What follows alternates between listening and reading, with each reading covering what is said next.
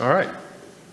Thanks everyone for coming out. I know there's probably a lot of other things you want to do on your weekends, a lot of sports ball to be watched, but you also want to be a developer, and I mean, you're here, and that's a really great first step. There's a lot of people who are not here and not doing anything, and you're actively doing it, so that's awesome. Title of this talk is How to Become a Developer. It's a collection of a lot of the experiences that I've had, some of the things I think I did right, and almost everything I did wrong, as well as the experiences of some people that I've helped mentor through this process. Just recently, there was a guy who had no programming experience at all, just got his first job 2 months ago, and so this is really fresh on my mind, and I know the great things that tech has done for my life, and so I'm really happy to share with you guys, maybe help you learn some things that the easy way. So, I'm John. I'm a developer and a consultant, and I like doing things outside of computers sometimes. And this talk is based on a series that I wrote on my blog, also called How to Become a Developer. Siri, no. Why are you doing that? And the goal here is to become fully employed as a software developer. Like, that's where we want to go. And so the structure for this talk is we're going to talk about why you might want to become a developer, what skills you might need, what kind of developer, what type of development. Talk about, like, okay, how do you actually do that? And also talk about how to get your first job, with a little bonus of how to be an outstanding junior developer. So I imagine you have some reasons why you want to become a developer, otherwise you wouldn't be here. And to me, there's really two groups, and I think there are practical reasons, I think there are personal reasons. I mean, the biggest practical one, just right up front, like, it pays pretty good. I mean, if you look up the median developer salary in your area, it's pretty good. And the rate at which you can increase that is probably higher than about any other field out there. Secondly, I think there's huge market potential still to be had for development. I mean, everything has programming in it. You can tweet from your fridge if that's a thing that you would want to do. And so programming has given us such incredible scale and efficiency in business. Like, it's here to stay. And while there may be some type of super AI that can program itself and take over the world, I mean, somebody's got to make that. Might as well be you. Why not? Is there anybody here who has an app idea or a business idea that involves technology? If you do, learning to program is a great way to bootstrap those ideas. I've talked to a lot of people who have business ideas, and they are almost helplessly lost trying to find programmers, figure out what they need, like project manage. It's incredibly tough. And so getting this skill set is incredibly beneficial if you actually want to make something with it yourself. And then lastly here, I think it's important to know that this is a known path. Okay, we're not finding cures for cancer, we're solving mathematical theorems that have been unsolved for 500 years. Like, there's a way to do this, and I don't want to underestimate the amount of hard work that it takes, because it does take a lot of hard work, but it's not hard. And I think that's a really important distinction. It is not hard. It is very doable, but it does take a lot of hard work. So moving on to some personal reasons. I think some people are surprised when they start programming because they do it for all those practical things, and then they find that they really just love it for what it is. And one of those reasons, I think, is that programming to me is pure creation. And if you have a creative itch, it will scratch that itch. A lot of people think about, creativity is art or music or dance or something like that. But to me, creativity is anything where you have made something that was no longer there, or that was not there before you started. There's this tweet going around recently by a conference that said, what 5 words best describe programming? And I really like Ryan's answer here. Making invisible robots from words. Like, when you program things, you're commanding bits of matter to do stuff based on secret keywords that you type on your computer. Like, that's kind of crazy if you think about, like, what actually happens when you program something. To me, I also like programming because it's a domainless tool. Programming is a very good tool, and it's great at what it does, but you can like programming and at the same time not do it for programming. Like, if you like cats or you like music, you can apply programming to those things. So real quick, let's talk about some reasons why you may not want to become a developer. And to me, you don't like computers. Notice I didn't say you were not good at computers. I said you do not like them. You don't like desk jobs? Sitting at a desk sucks. I mean, it's awful for your health, and it can start to be kind of painful over time. And also, if you don't like learning new things, programming is not for you. The world of programming adapts so quickly and changes so fast. If you're not learning, you're going to get left behind. Now, there's a notable exclusion there, I think. Some of you might be thinking, oh, I'm not good at math, or I'm not smart. And these are just silly things we tell ourselves based on a teacher we had in high school or an experience we had. This is just not true. Like, you don't have to be smart. You are smart enough. You don't have to be good at math. There's really not that much math in programming. Okay, so moving on to what skills do we need? You might be surprised that I only put one thing in this list. And to me, that is pure and utter determination. Like, you have to know that you're going to beat this little piece of metal, and it may kick you down a couple times, but in the end, you're going to triumph and learn this, and you can do it. That's all you need. So when I started in programming, it was the first day my freshman year in college, in the computer science program, and I had done no programming, had absolutely no idea. And it kicked my butt continually. And it was awful, and I had no idea what I was doing. Every Tuesday we got a project. Every Tuesday I got depressed, and I felt like I couldn't find the help. I couldn't figure it out, but I kept going. And sophomore year, picked up a couple more things. Junior year, picked up a couple more things again. Felt like, okay, I've got some fundamentals. I can make some programs. And so I finally graduated the program. I know some things. And I got my first job as a web developer. And computer science and web development are very different. And so I felt like the ground was ripped out from underneath me again, and I was hopelessly lost because they're just totally different concepts. But after my first job, I got my second one, and I noticed that I'd learned some things. And third job, I learned some more things. I'm not getting stuck as often. I'm not getting stuck for as long when I do get stuck. And so over time, you build up these skills, you build up this knowledge, and you can get there. The path is known. So skills you don't need: tech savviness, good at math and science, a computer science degree. I'm sure there are a lot of people to see that. If you have questions about that, we can talk about it after the talk, but you don't need a computer science degree.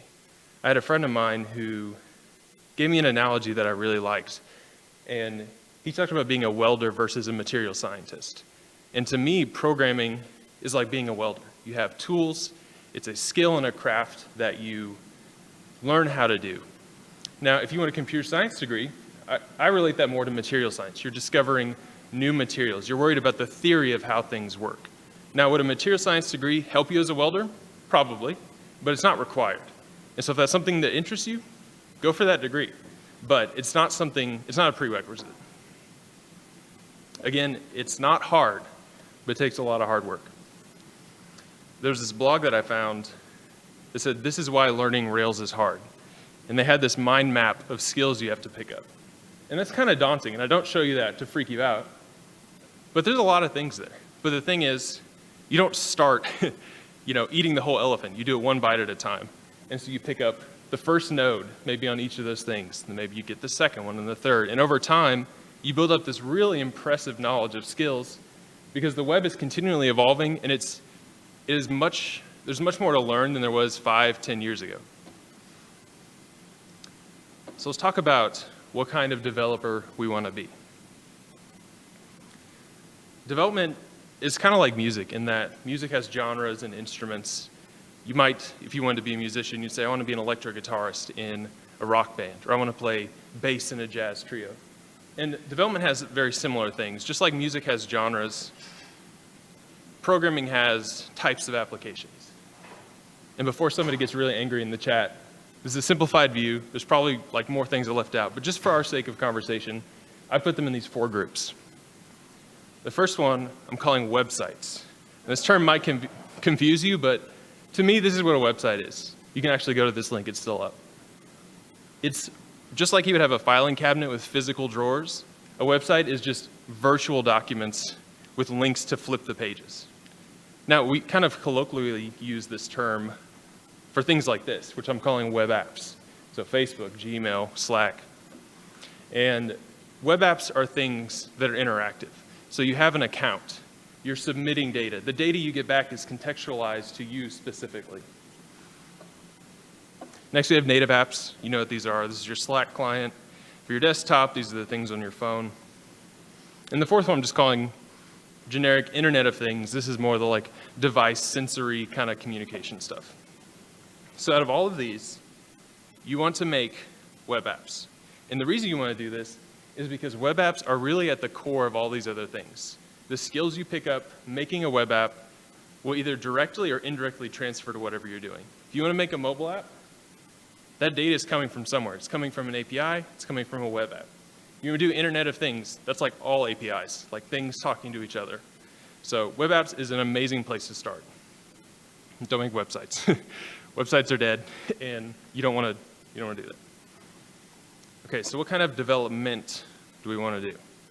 In this, I've broken it kind of into two categories. First one is the front end. This is the thing that you interact with. This is the presentation layer. It's the thing that takes the data and then makes it in a human, readable, workable way. And so a front-end developer is concerned with things like, how does it look? How does it feel? How do you interact with it? You probably use technologies like HTML, CSS, JS, React, Angular, Ember. In contrast to that, we have the backend. And for this slide, I Googled backend cloud architecture, and this was the first image I got, which is perfect, but I love especially on the side how it says the backend goes to the front end through internet connection. Just take that in. Okay, but seriously, the backend powers the front end. This is stuff like servers, network requests, databases. You're dealing with things like how do you store and retrieve data properly? How do you authenticate users?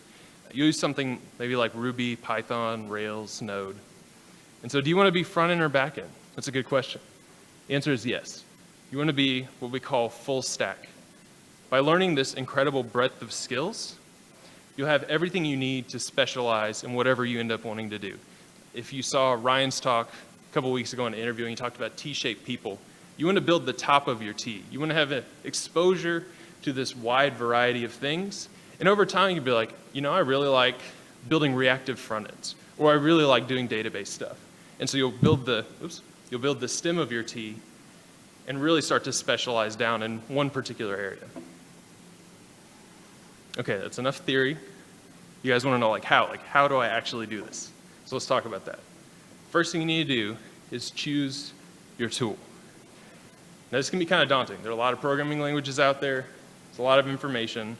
But there really is not a bad choice, unless you didn't pick Bulbasaur, in which case you chose poorly. The thing is any experience is good experience when you start. There's kind of this weird phenomena with weightlifting where if somebody came to you and said, I want to raise my bench press. If you told them to go run every day a mile for 4 weeks, it would raise their bench press, which makes no sense, but when you're in such an unadapted state, any experience moves you towards where you want to go. So especially in the beginning, don't worry about it. Just pick something, do something. It will become clear how to move and pivot as you go along the way. Okay, but seriously, what language? Just tell me a language, please. Before I do that, I have to give you a disclaimer. So asking a programmer what language you should use is incredibly biased. Like people have chosen languages and based their entire career around these things. Okay, this is like asking, try not to offend people, somebody in a multi-level marketing scheme, like, which, should I use your competitor or the other one? Like, you're getting a pitch. You're getting a really strong pitch. You're signing up right there. Okay, so if you talk to somebody and they don't give you this disclaimer, you should not listen to this person. Like, they're obviously so biased they cannot see it. So with all that being said, you guys are all doing HTML, JavaScript, CSS. Keep it up. Those are great. You need those. For a backend language, I recommend Ruby. And there's a big asterisk here that I'll talk about later. But you want to pick a language that is stable. If you're trying to learn it and the components of the language are changing out from under you between versions, you're not going to have a good time. Cough, Angular 1 to 2. You want it to be beginner friendly. C and C++ are amazing, powerful languages, but they're not beginner friendly. Like, don't give yourself more pain than you have to at the beginning. You want something that has a large community. Okay, you want something where when you go to Google, the first 10 hits are for that language.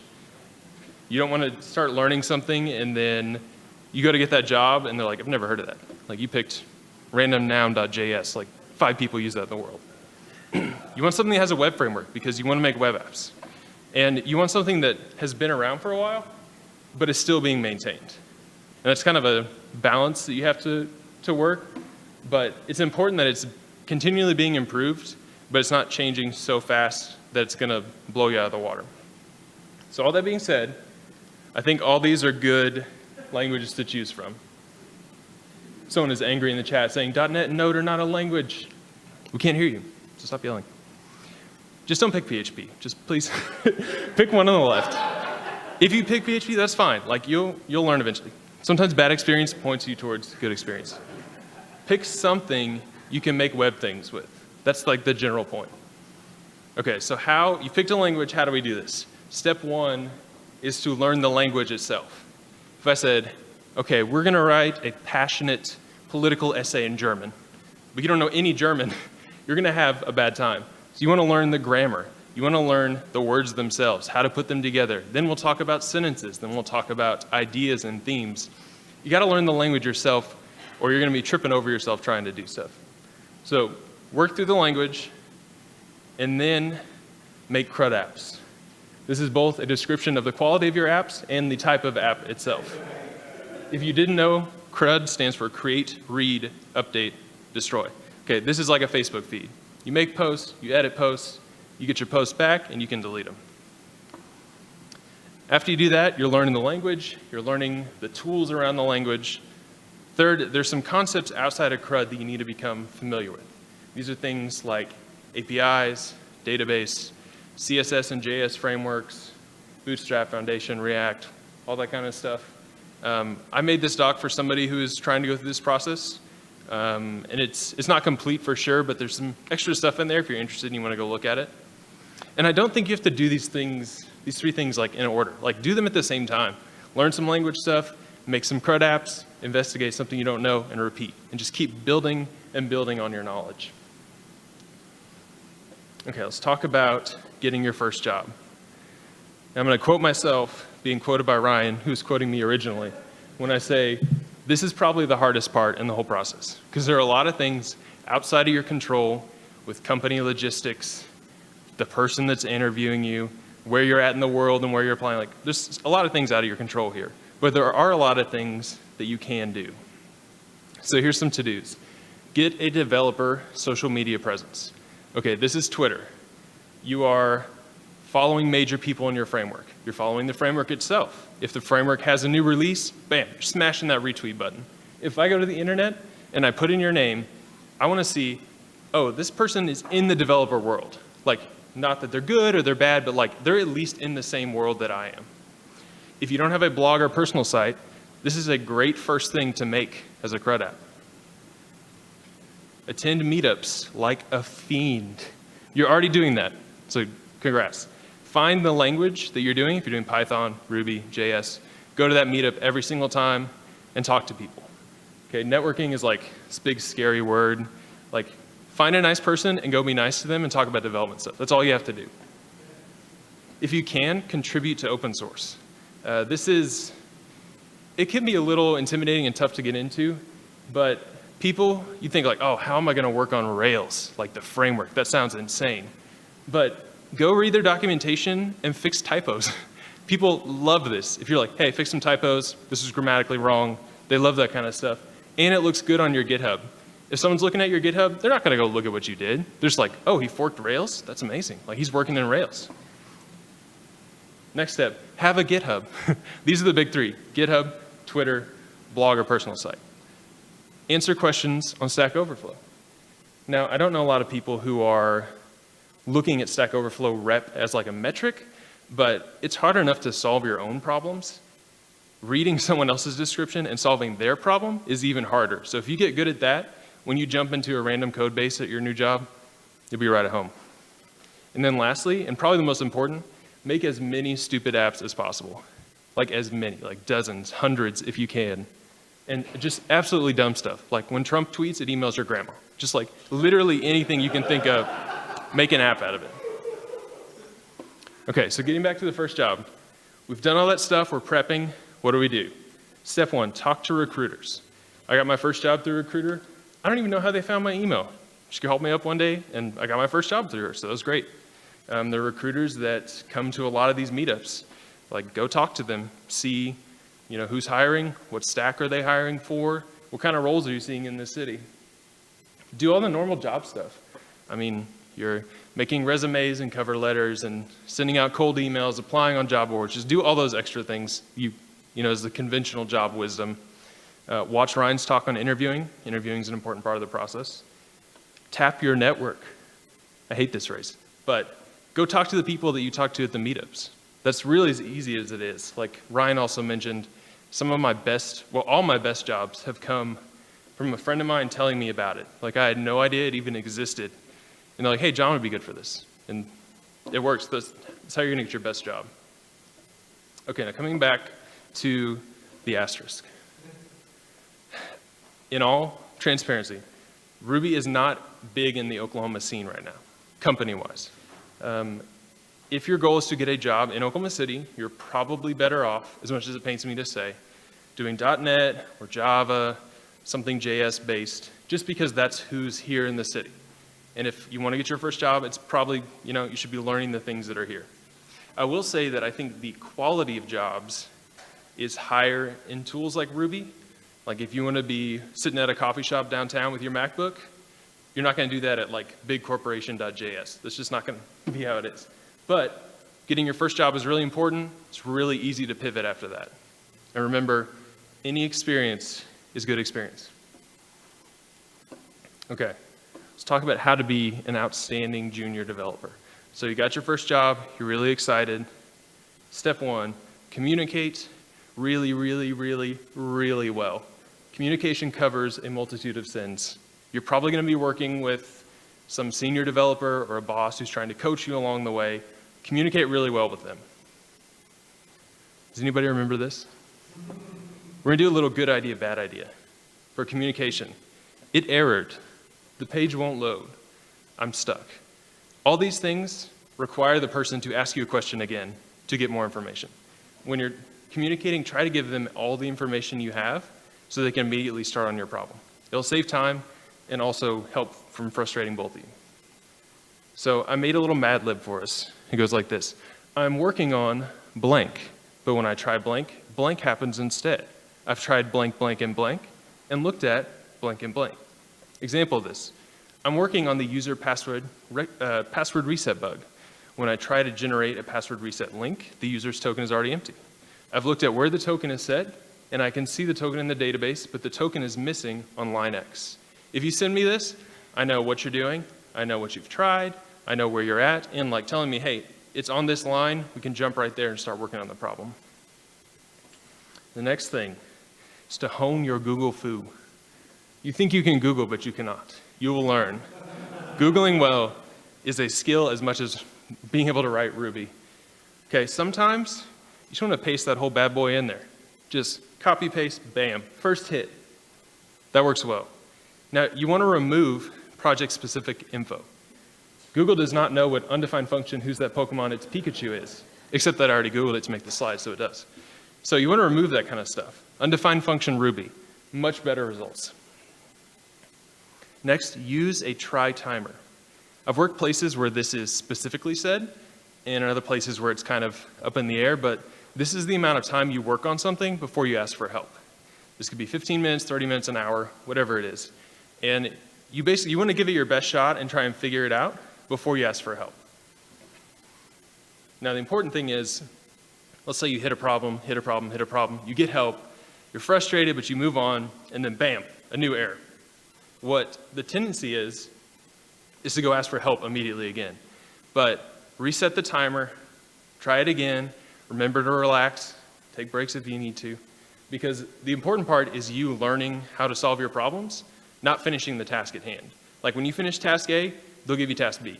After task B is task C. Like that happens forever. So for you to really grow as a developer, you want to learn how to fix your own problems. A couple miscellaneous tips. Ask the duck. Has anyone heard of rubber duck debugging? This is common in the programming world. I don't remember the exact origin, but there's a boss or a professor who put a literal rubber duck on his desk, and before people could ask him questions, they had to walk up and audibly ask the duck the question. And what they found is that when they asked the duck the question, they figured out the answer. And there's something about saying your question out loud, organizing it in a cohesive way where you have to explain to someone else, it uses your brain in a different way and you usually figure it out. So before you ask for help, ask the duck. Like, if you need to literally do that, that would be great. If I was a developer trying to mentor you and I saw you had a duck, like, I would love that. Next, take notes. If you figure something out, just keep a little file open. At my first job, I literally had stickies that I stuck to my monitor. If you figure out, oh, how do I add a new database column in a migration? Jot some notes down. You're going to be referring to these things a lot, and it's impressive to see that when I see somebody that has taken notes and is really trying to learn and remember versus someone who's just like, hey, how do I do this? And it's like, we've done this 6 times. Like, got to keep progressing. Lastly, fight imposter syndrome. If you don't know what this is this feeling that you'll experience at various points in your career where it seems like everyone else has it figured out, but you're faking it and you don't have it. And you could be feeling that right now, like, I'm not a developer, like, how do I do this? And this is absolute garbage. I love this picture because it shows that we all have different experiences and skills, and we overlap, but nobody just like completely bulldozes over you. Like, you have valuable experience, especially coming outside of the programming world, that you can bring to whatever you're doing. So lastly, I want to talk about closing the junior-senior gap.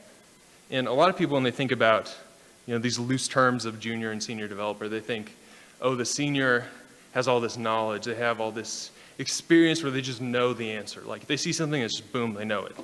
And that is true to an extent, like, you will gain knowledge. But the thing that really separates someone who's, I think, a great developer and a good one is that great developers have a problem-solving system. They have honed and polished this system to where, yes, they may get stuck, but they are so fast at figuring it out because they go straight to the problem, they research, they implement it, and it works. And so I'm going to give you 5 debugging tips. You can use this from day 1 all the way throughout your career. Number 1, when you run into a problem, don't thrash your code. Most people, when they run into a problem, they just go crazy changing stuff. And you introduce like 5 new problems on top of the problem you already have. So don't thrash your code, use your system. Number 2, read the error message. Okay, no, but actually read it. I've seen a lot of people, they're just like, oh no, that's garbage, like computer barf, not gonna read it. Like, that is computer barf. And part of that is just like nonsense. But part of this is vitally helpful. It tells you what the error is and the exact file and line that it happened. So instead of just going crazy in your code, go straight to that line. It will save you so much time. Next, don't waste time on the impossible, or at least the improbable. There is a chance, although it is extremely low, that you will run into a core framework or language bug, or a browser bug, or an OS level bug. But the chances are you did something wrong. So I see a lot of people who, they're like, well, I set this thing to true, but it's still false, but I set it to true. And their mind is just like blown, like, how could it not be true?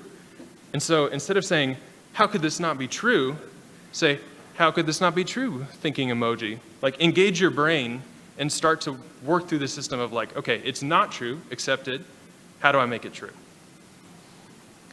This next tip, if you took anything away, you could take one thing, this would be it.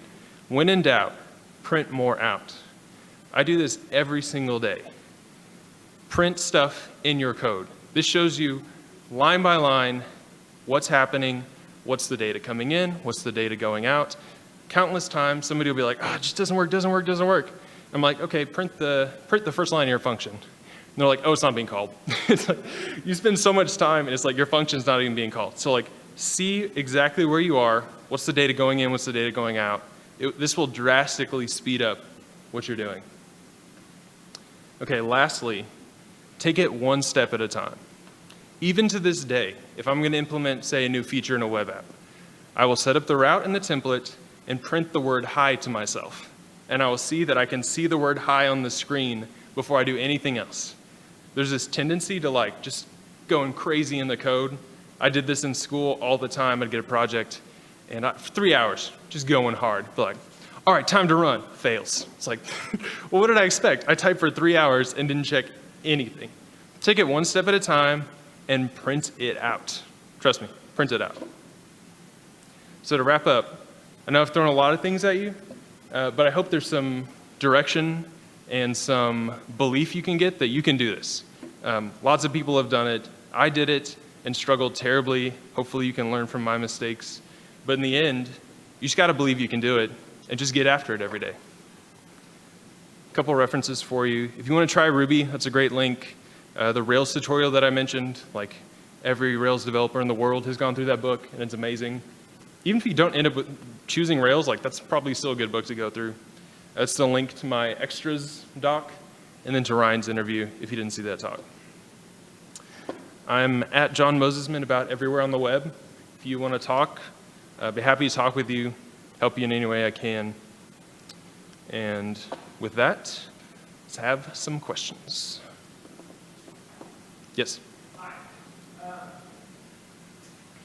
I know exactly what you're saying about Ruby. I went to the blog. I don't know what that is. That's online boot camp, 14 Ruby. Now a lot going on in the whole city.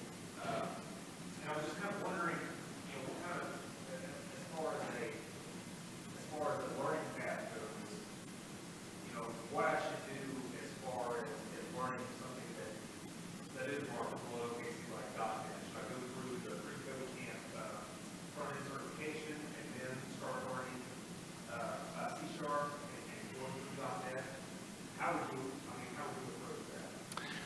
It's a good question. So you're saying you've learned Ruby, but there's not a great scene here for that yet. What should you do next?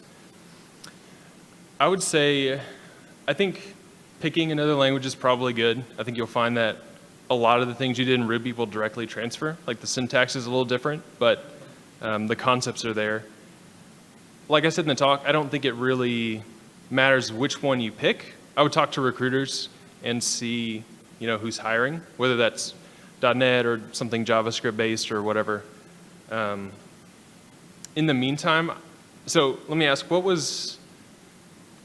do you think the problem was in finding a Ruby job? Were you not able to find enough things to apply to, or you weren't able to get far enough? That was it. There wasn't a lot out there that called for, there wasn't a whole lot of recruiters out there that wanted to see it getting up that had nothing but Ruby projects. Gotcha. And there wasn't a lot of jobs out there that were, there's sort of a lot of Ruby shops out there that were all about that. It seemed like Yeah. some jobs. Oklahoma is, or at least Oklahoma City is very .NET centric. So I don't think that is a bad career move. Like you're not going to regret learning .NET to work here. I think you can also, depending upon your level of experience, like you could keep making things. Like maybe there's a job out there that you could get if you had a little more exposure, a little more experience. But picking up something like JavaScript, whether that's Angular or React or something like that, like that's going to directly translate into any other job you do. So I don't think there's a bad option. I think you should have to kind of pick something, but definitely go talk to the recruiters and see just what's out there.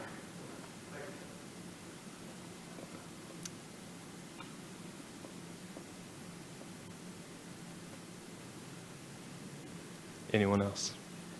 Yes? So when you know that you're ready, Ready for the first job or? Oops. I don't think you ever hit a point where you're like, yeah, now I'm ready. I think it's just about continually growing, and over time, like things will line up. Because the job thing is tough because like I said, there's so many things outside of your control. I think you just have to, it's kind of like when people say, how's that quote go? The hardworking people are always lucky or something like that. It's like, like, oh, they got such a big break, but it's like, really, they were just, on their grind for like 2 years, and they were just getting after it. And so it's like, oh, they got this amazing thing. I think there's definitely kind of a checklist of like, can I make CRUD apps? Do I know what APIs are? Have I made them? Can I do some SQL stuff? Have I used all the major JavaScript, CSS frameworks? There's some checkboxes like that, but I really think it's just about continuing to grow until something lines up. Or on the other kind of flip side is And it sounds bad, but like the stronger your network is, the more people you know. Like if I know you really well and I'm working in a place where it's like, hey, we could really, we could take on another developer right now, like those people are going to be at the top of my list to pull in.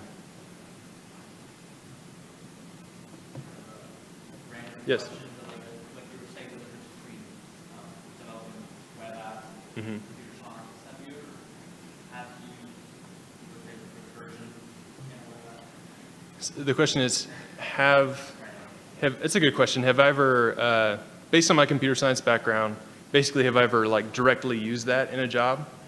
I got so close to using it. I'm dead serious. One time, I got so close. I was like, yes, I got this. I don't even remember what it was. And then I was like, actually, there's a better way to do this. And I scrapped it. So like, the answer is basically no. You want to go work for Amazon, Google, Facebook, where they're solving like crazy problems? Yeah, you probably need computer science. But the average programming gig, no. Honestly, you don't. Well, you can use it for them. Yeah, so like you asked specifically, have you ever used recursion? And it's like, I mean, like you said, recursion and loops can generally be kind of interchanged. But so here's another great thing that I should mention. There's so many resources online now. I think Stanford has an online class where they put their CS class online. And so if you need to learn about, you don't need to learn about those things. But if you're like, oh, I don't really understand recursion, there's tons of stuff online to go see. And there's also a book, it costs money, but it's called The Imposter Handbook. It's by a guy named Rob Connery who basically breaks down all the important CS concepts. How do you make state machines and how do compilers work and all this kind of stuff, which is really not, like I said, very applicable. But if that is interesting to you, like go get that book and work through it. I think the big overall point is there's a lot of resources out there that weren't there 5 years ago, definitely weren't there 10 years ago, to where like just the time and money it takes to go through that degree, it's not the fastest path to get where you want to go if you want to do development, I guess is the overall point. Good question.